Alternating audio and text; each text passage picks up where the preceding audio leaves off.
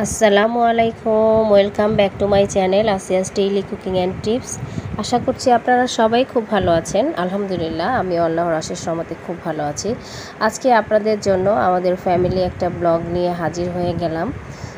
বাসায় কিছু গেস্ট এসেছিলেন, তো তাদের জন্য কি রান্না বান্না করেছি, আমার বাসাটা কিভাবে গুছিয়েছি, সেই রকম ছোট্ট একটা ব্লগ ভিডিও আপনাদের সাথে শেয়ার করছি। তো এখানে প্রথমে দেখতে পাচ্ছেন আমি এখানে গরুর গোস্ত নিয়ে নিয়েছি। এখানে প্রায় 4 কেজি পরিমাণের গরুর গোস্ত ছিল। তো গরুর গোস্তটাকে আমি হাতে মাখিয়ে তারপর রান্না করব। তো এই জন্য আজকে কিন্তু আমি কোনো ধরনের মশলার পরিমাপ বলবো না, আপনারা দেখে বুঝে নেবেন। আর প্রতিটা রান্নার রেসিপি আমার চ্যানেলে দেওয়া আছে। টাইটেলে নিশ্চয়ই দেখেছেন আপনারা যে আমি এখানে লিখেছি 25 জন মানুষের জন্য রান্নাবান্না। তো যেহেতু 25 জন মানুষের জন্য রান্নাবান্না, তো রান্নাবান্নার পরিমাপটা বেশি পরিমাণের, এই জন্য কিন্তু আমি কোনো মশলার পরিমাপ বলছি না। আমি জাস্ট আপনাদের সাথে অল্প অল্প করে কিছু ছোট ছোট রান্নার ভিডিও ক্লিপগুলো আমি শেয়ার করছি। আর আমি তো বলেইছি আগেই যে প্রতিটা রান্নার রেসিপি কিন্তু আমার চ্যানেলে দেওয়া আছে। আপনারা চাইলে আমার চ্যানেলটা ভিজিট করে রেসিপিগুলো দেখে আসতে পারেন। আর আমি আই বাটনে লিঙ্কগুলো দিয়ে দিব। আর ভিডিওটি দেখতে দেখতে যদি কোনো অংশ ভালো লেগে যায় অবশ্যই কিন্তু একটি লাইক দিয়ে দিবেন। আর যারা পুরাতন দর্শক আছেন তারা তো অবশ্যই এই কাজটি করেন আমি জানি, কিন্তু নতুন করে যারা আমার চ্যানেলটি ভিউ করবেন অবশ্যই কিন্তু একটি লাইক দিয়ে পুরো ভিডিওটি দেখবেন এবং আপনার সুন্দর মতামতের জন্য আমি অপেক্ষায় থাকব।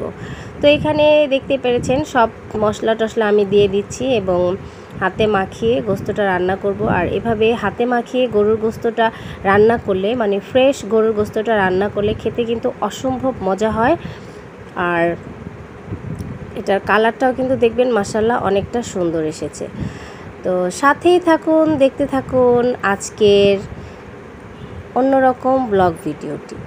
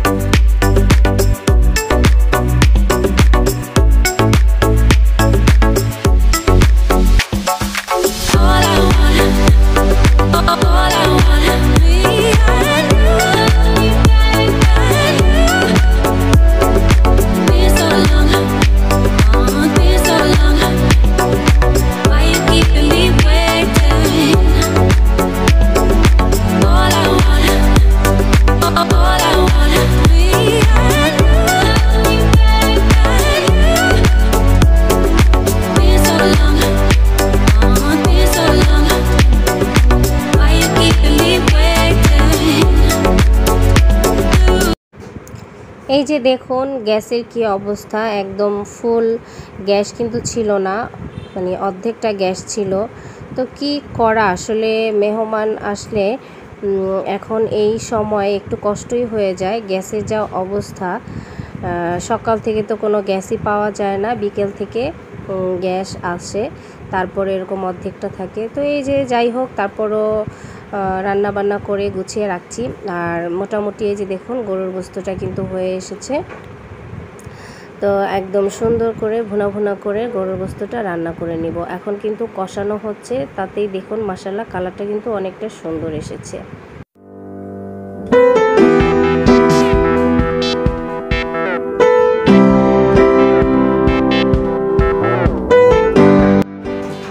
এই যে গরুর গোস্ত ফাইনাল লুক, মোটামুটি গরুর গোস্তটা কিন্তু হয়ে গিয়েছে। এটা হচ্ছে গাজরের ফিরনি, এই রেসিপিটিও আমার চ্যানেলে দেওয়া আছে। আপনারা আমার চ্যানেলটি ভিজিট করে রেসিপিটি দেখে নেবেন। এবং গাজরের ফিরনিটা খেতে কিন্তু অসম্ভব মজা হয়। আপনি একবার বাসায় তৈরি করবেন, যারাই খাবে অবশ্যই আপনার প্রশংসা করবে।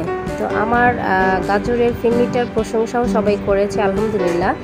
আর এই রেসিপিটা আসলে খেতে কিন্তু অসম্ভব মজা, অবশ্যই একবার ট্রাই করবেন। আমার চ্যানেলটি ভিজিট করে রেসিপিটি দেখে আসবেন। তো শেষ পর্যায়ে আমি একটু ঘি দিয়ে দিয়েছি, এতে করে সুন্দর একটা ফ্লেভার আসবে আর গাজরের ফিনিটা খেতেও দারুণ লাগবে।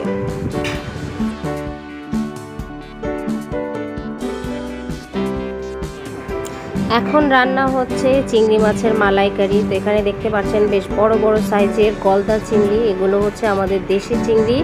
তো আজকে এই গলদা চিংড়ি দিয়েই রান্না হবে চিংড়ি মাছের মালাইকারি। এই রেসিপিটিও আমার চ্যানেলে পেয়ে যাবেন। আর আমার চ্যানেলে রেসিপিটি যেটি দেওয়া আছে চিংড়ি মাছের মালাইকারি, সেটি হচ্ছে ছোট চিংড়ি দিয়ে করা। তো আজকে বড় চিংড়ি দিয়ে করছি আমি। ছোট চিংড়ি দিয়ে যেভাবে করেছি ঠিক সেম একই পদ্ধতিতে আমি বড় চিংড়ি দিয়ে করেছি। পুরো রেসিপিটি আপনারা চ্যানেলটি ভিজিট করলেই পেয়ে যাবেন।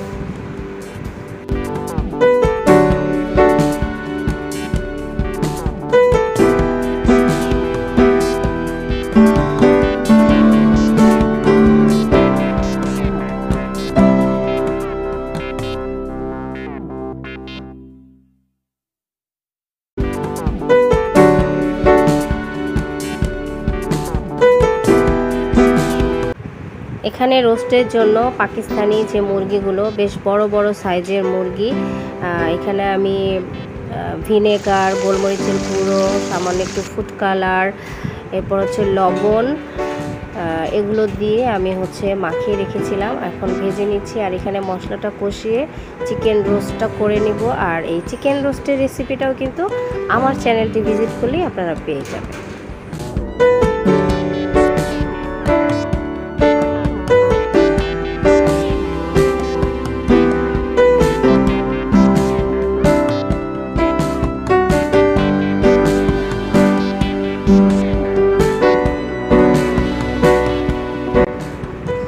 এটা হচ্ছে চাইনিজ ভেজিটেবল।